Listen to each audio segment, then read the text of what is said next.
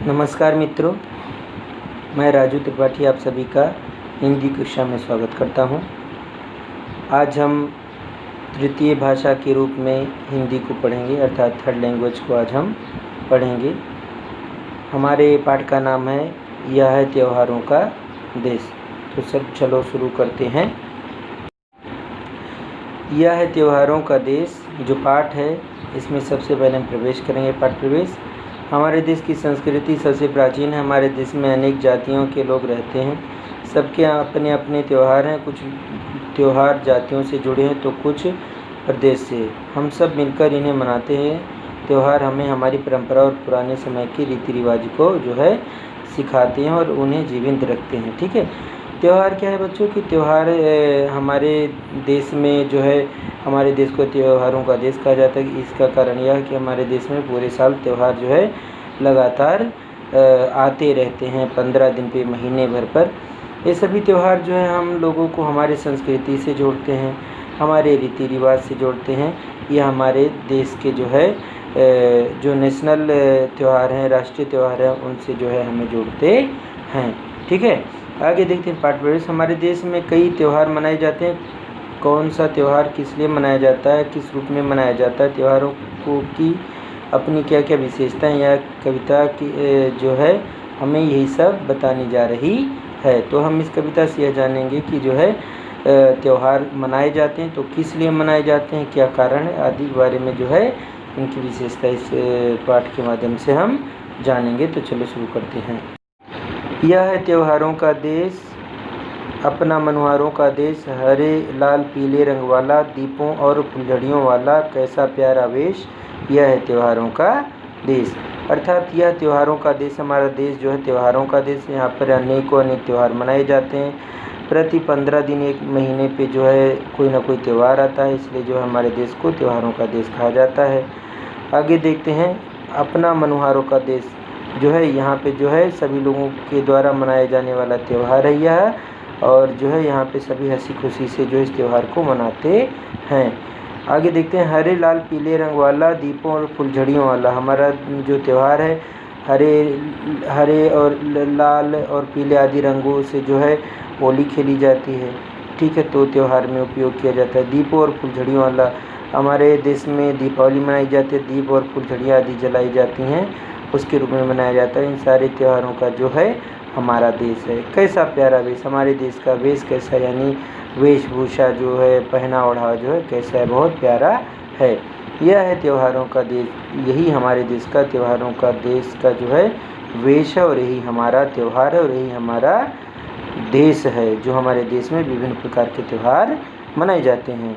आगे देखते हैं। सरसों के फूलों की माला, केले के पत्तों की दुशाला। हमारे देश में जो है जो सरसों के फूल जो है जब बुआई होती है और फसल खड़ी हो जाती है, लहलहाने लगती है फसलें, तो पीले पीले सरसों के फूल उगाते हैं।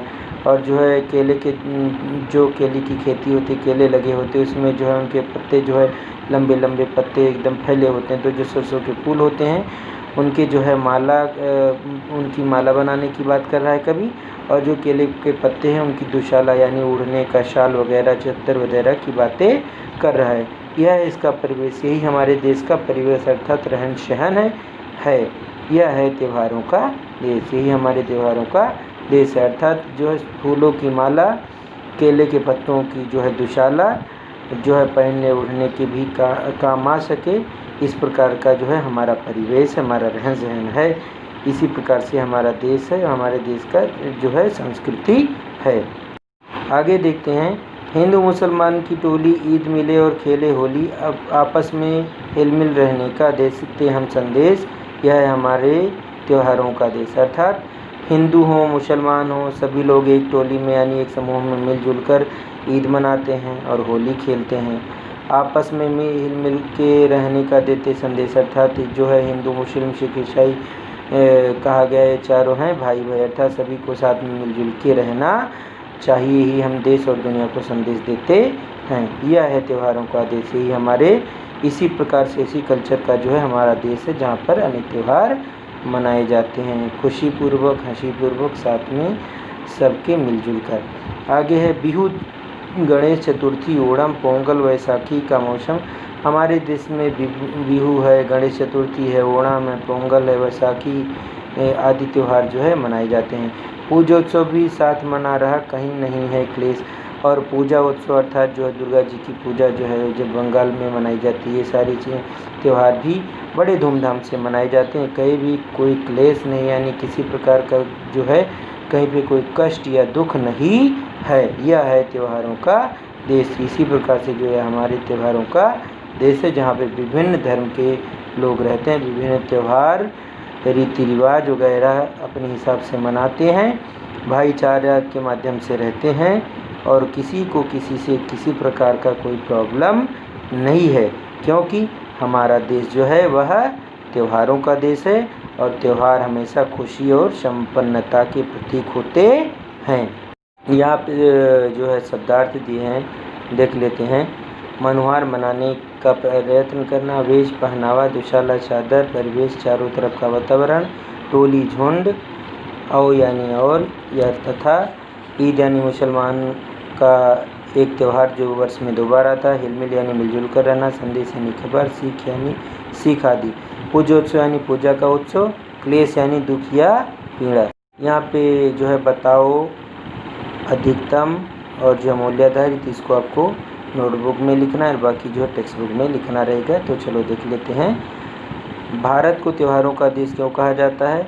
तो जो है भारत में विभिन्न त्यौहार मनाए जाने के कारण इसे त्योहारों का देश कहा जाता है। कविता में सरसों और केले के पत्ते से क्या बनता है? तो सरसों के फूलों की माला, केले के पत्तों की दुशाला यानी चादर बनती है।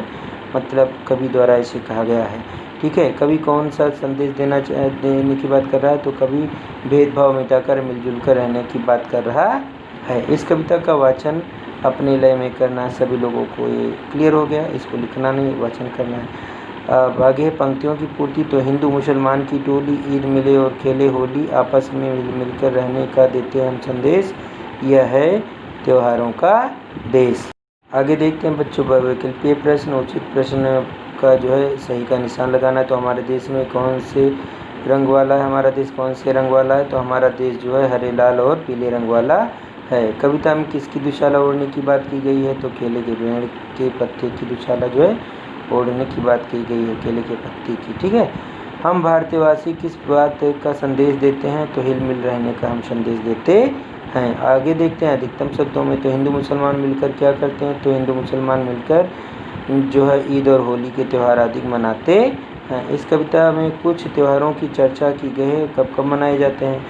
तो होली फागुन मास की पूर्णिमा को, दिवाली कार्तिक मास की अमावस्या को, और बिहू जो है माघ के महीने में, और गणेश चतुर्थी भाद्रपद मास के कृष्ण पक्ष की चतुर्थी को। वैसाख जो है पर्व अप्रैल माह के महीने में मनाया जाता है।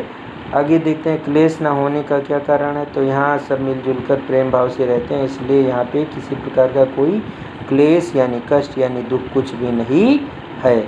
अब यहाँ पे मूल्य आधारित है बच्चों, देख लेते हैं। त्योहारों का महत्व आज भी बना हुआ है, बताओ किस प्रकार से? तो आज मनुष्य का जीवन व्यस्तता से भरा हुआ है।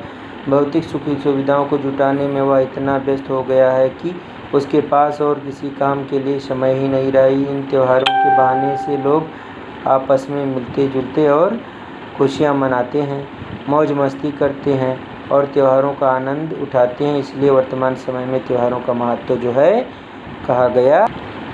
कहा गया है।